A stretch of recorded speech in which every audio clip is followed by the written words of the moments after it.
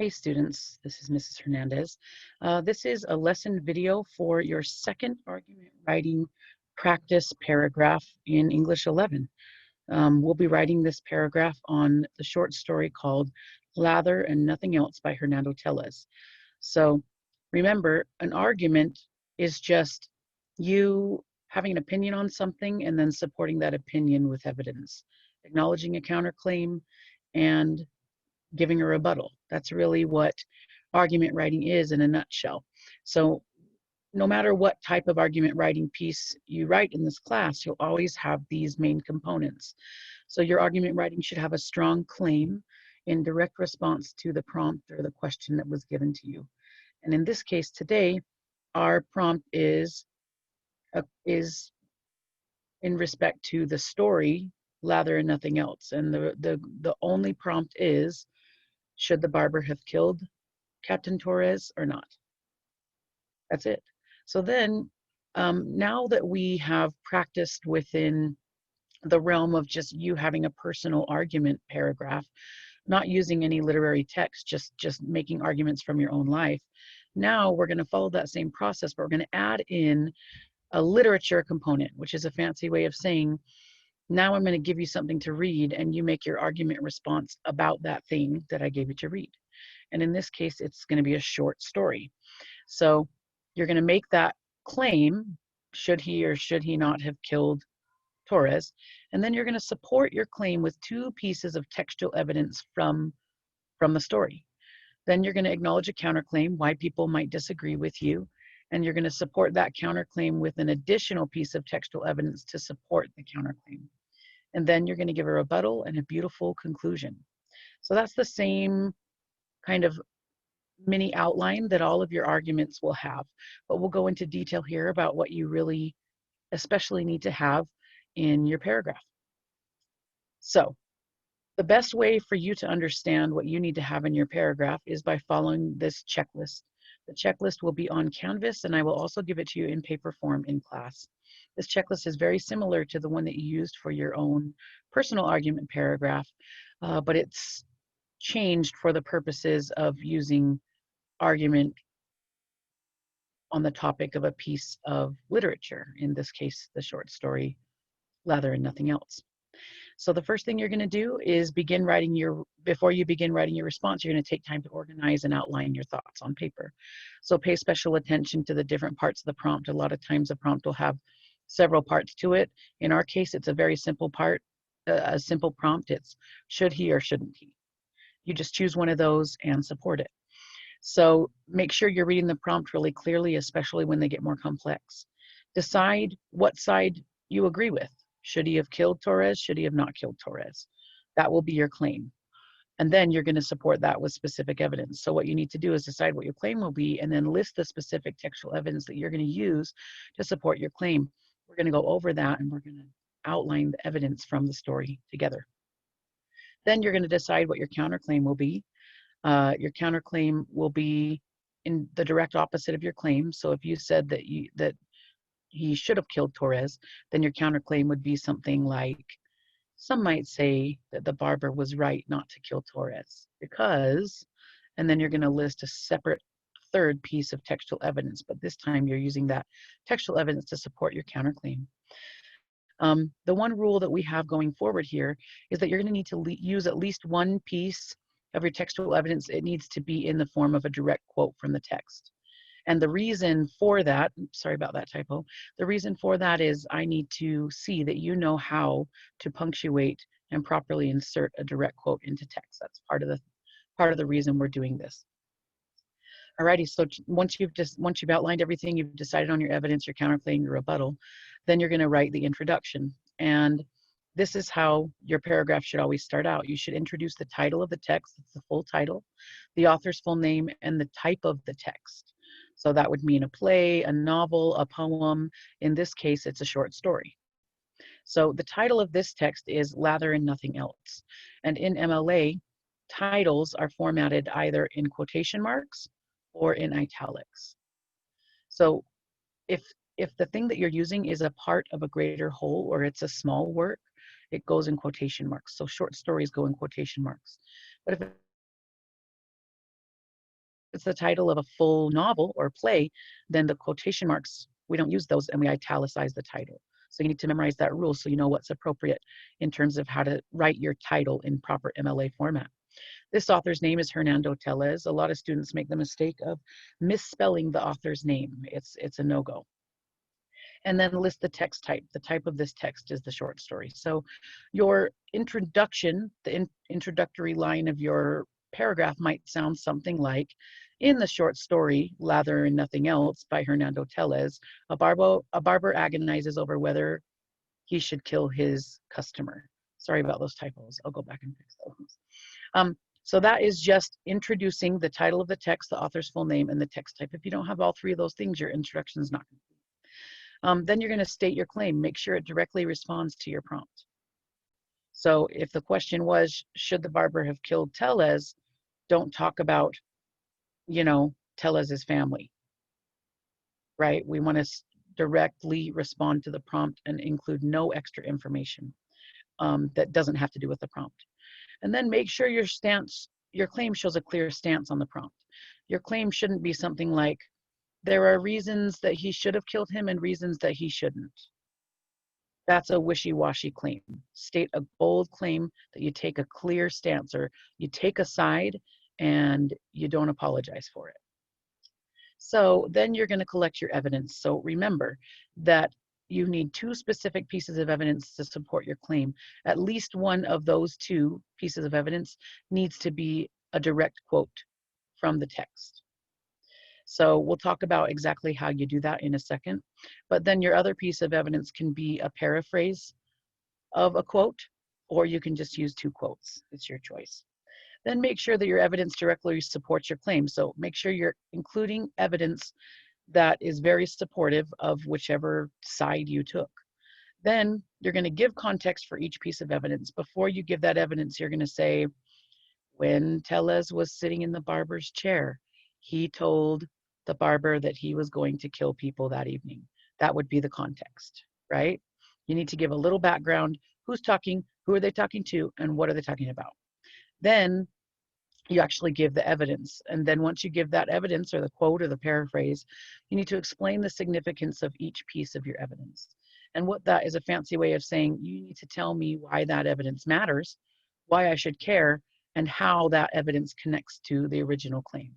Now, a lot of students make the mistake of just summarizing the plot for this. That's not what we're looking for. We're looking for you telling me how that piece of evidence that you suggested connects to whether or not he should have killed Torres. So this is a quick break where we talk about how to use a quote in writing. And we use a term called a quote sandwich, simply because there's three parts to it: a top bun, the meat, and a bottom bun. It's a very boring sandwich, right? But it's important that you remember that when you use a quote or a piece of evidence in any way, you should always introduce it in this order. So first, the top bun just means that you need to, before you give me the quote, you need to give me just a brief background and context. It doesn't need to be long. It doesn't need to retell me the whole plot. Just saying who's talking, who they're talking to, and in what situation.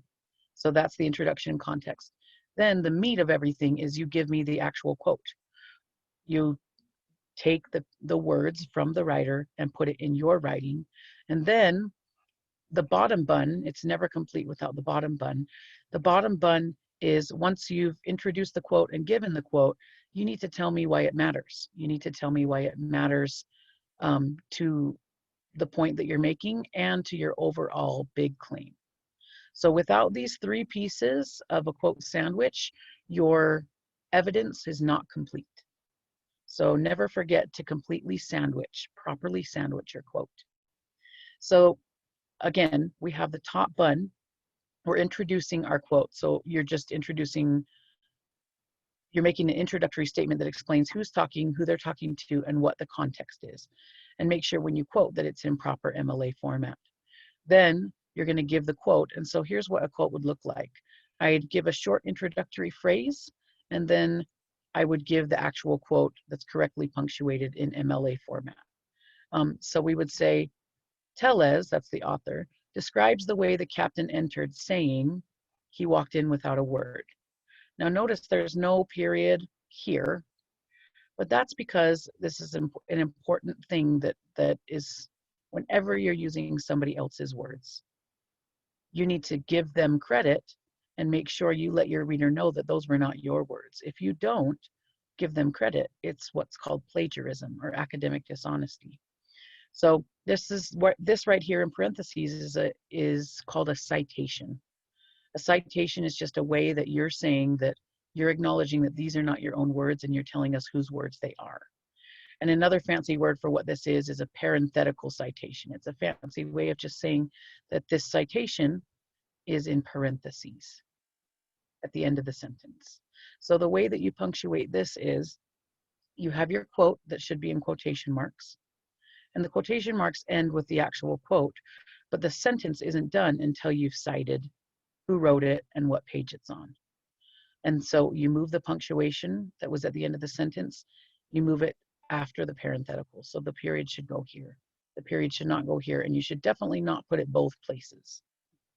So the way that we do a parenthetical citation in MLA is we use the author's last name, just with the first word capitalized, and just the page number. There's 4 pages to this story, so, and this quote is on the first page. So you'll just put the page number there. Notice that there's no comma or period or anything in between here. A lot of students try to put a comma here. If you put a comma there, I know it sounds nitpicky, but it's not correct. Then you got to use that bottom button. Now that you've given the quote, you need to tell me why the quote matters and what it means, and then tell me how it ties into your claim. If you're going to use a quote, tell me how it ties into your overall point. Every piece of evidence should always tie back into what you originally said. Then you're going to acknowledge that other people might disagree with you. So if you said that the barber should have killed Torres, your counterclaim would be, now some people might think that the barber was correct in not killing Torres. And then you would support this counterclaim. Others might think that, or people might disagree, right? You would support that counterclaim with one new piece of evidence. But remember, it's evidence that supports the counterclaim, not your claim. Make sure this evidence is kind of on the other side of what your other 2 pieces of evidence already supported.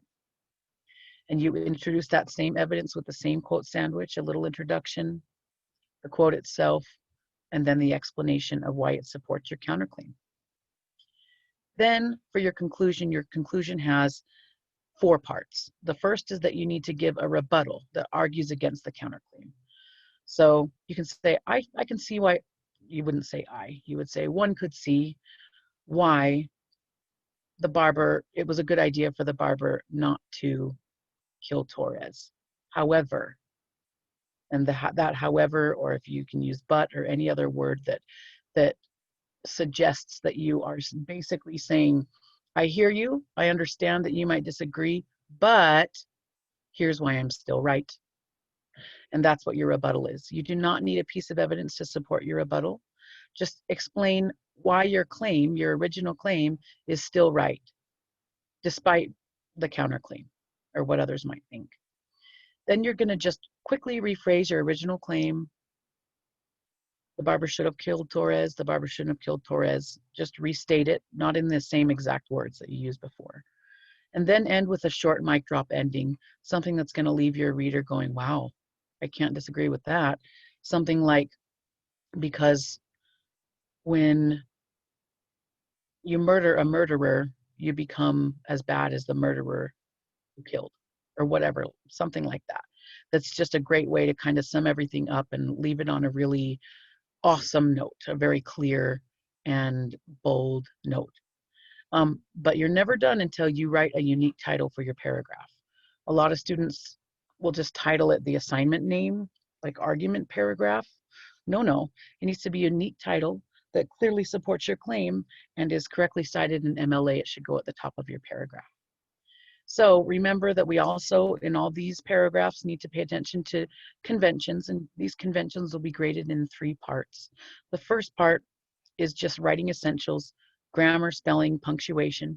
And if you struggle with things on Canvas, I have a resource library of tons and tons of videos and information if you're struggling with things like grammar, spelling, or anything else having to do with the essentials of writing well. Then next, your MLA formatting will be part of your grade. The formatting of your page, margins, heading, title, spacing, and font. We have a video about that if you need to review it. The title of the referenced text, so that would be Lather and nothing else, needs to be formatted correctly. It should either be italicized or in quotations, with each word capitalized, and never both italics and quotations at the same time. No bold and no underline. So then we need to make sure that the quotations and the paraphrase from the text are punctuated correctly. And we talked about that previously a few slides ago. And that your quotations and paraphrases need to be cited correctly in parentheses using MLA with the author's last name and the page number. If you struggle with these things, go to the resource library on Canvas, and it has a whole section about MLA and how to format the citations and the titles correctly. Then the final part of conventions is formal writing rules. So there's kind of two parts to formal writing. It's your word choice and your perspective or point of view. So for word choice, you should not have contractions in your writing, no slang or non-standard words like a lot or gonna. Choosing formal elevated word choices because this is an academic piece of writing. And then make sure that you are writing in third person, which means you should never be saying I think, I feel, me, you, we, none of that language. Your pronouns should be removed from the situation in third person. So instead of saying I think or you should think, you can say things like one would think, one might think. You're away from the situation, removed from the argument. And remember that your previous assignment, your personal argument paragraph, I asked you to write in first person, saying I, me, we, and you. So this is the assignment where we switch over to third person, which is more formal and more academic way of writing. So let's pre-write this paragraph together. So you should have read by now, Lather and Nothing Else by Hernando Tellez. And now what we will do is kind of outline the possible evidence that we could use for this paragraph. And that way we can choose our evidence and our counterclaim evidence pretty easily. So I just need you to make a list of the reasons that the barber in the story gave for not killing Captain Torres, and then also list the reasons that the barber gave for killing Captain Torres. Choose your side, that's going to be your claim, and then select which evidence you like the most from. You should select 2 pieces from the side you agree with and 1 piece from the side you disagree with to support the counterclaim. So this is what, this is kind of a breakdown of, in the story, the barber gives several reasons not to kill Torres and several reasons to kill Torres. And so the first reason is that Torres says that he enjoys killing and causing pain to others. Another reason is that Torres has plans to kill again in a few hours. The story takes place at 2:30 p.m. and he's going to have another killing session at the school at 6 p.m. So we know he's planning to kill again. We know that the barber asks his fellow rebels, what would they say if he allowed Torres to go free? They would be so surprised that he had this opportunity and didn't take it. And then also, we know that Torres is a leader of a violent political regime. And so if we killed the leader, maybe the regime would not be as violent. Then the barber also says that his fellow rebels would remember him as a hero. That's a good reason to kill. And then Torres, he's saying that he could cut Torres's throat in a way that he wouldn't feel any pain. And then he also says that Torres just deserves it. He's a murderer. He plans to kill again. He seems to enjoy killing. And then another reason he gives is that if he killed Torres, then Torres wouldn't be able to kill the people he plans to kill at 6 p.m. that day. And then on the other side, we have the reasons that the barber gives to not kill Torres. The first reason and the last reason that even Torres says himself that it's not easy to kill. It's not easy at all. And the barber demonstrates that by agonizing over that throughout the whole story. The barber also said that killing would basically make him a murderer, which would make him the same as Torres, essentially. And so he doesn't want to sacrifice who he is to become a murderer, just like Torres. The barber also says he wants to remain an honorable tradesman. He loves being a barber. He's proud of what he does. And if he were to kill someone, then he would lose his reputation as a good barber. The barber also he knew that Torres's people would call him a coward because he killed Torres in a moment of vulnerability when he had his eyes closed in his chair. And he was worried that people would think that was cowardly. Also, the barber says that if he did kill Torres, he would have to flee and leave his home and business behind. Then he also says that just logistically, the blood and the body cleanup would be difficult because it's in the middle of the day and people saw Torres come in to the barbershop. Then the barber says that he would have to sacrifice his honor to become a killer, and he'd become everything he hated about Torres. And then he does specifically say, sorry, this is cut off, but he says the revenge cycle, when he would kill Torres and then Torres's people would kill him and then his people would retaliate. And he says that this cycle of revenge just leaves the whole world full of blood because it never ends and we just keep killing. So here's a good list of either reason. And honestly, whatever side you choose for your claim is supportable in this story. So that's lovely. So now just choose your claim. Which one do you think it should be? And then the side that you choose two pieces of evidence, the side you choose, and one piece of evidence to support a counterclaim from the opposite side. So if I were saying that the barber should kill Torres, maybe I select the two reasons that I'd select would be Torres enjoys killing and causing pain, and the barber would be remembered as a hero. Those are my two pieces of evidence to support my claim that the barber should have killed Torres. And then I'll choose my counterclaim from the other side. And my counterclaim could be that the blood and body cleanup would be difficult. So I would say, you might say that it's not a good idea to kill Torres because the cleanup would be difficult. And then I would make a rebuttal kind of summarizing the arguments that I made before. So that's it. Good luck to you. And let me know if you have any questions. Please don't hesitate to contact me. Have a lovely day and good luck on your argument paragraph. Okay, bye.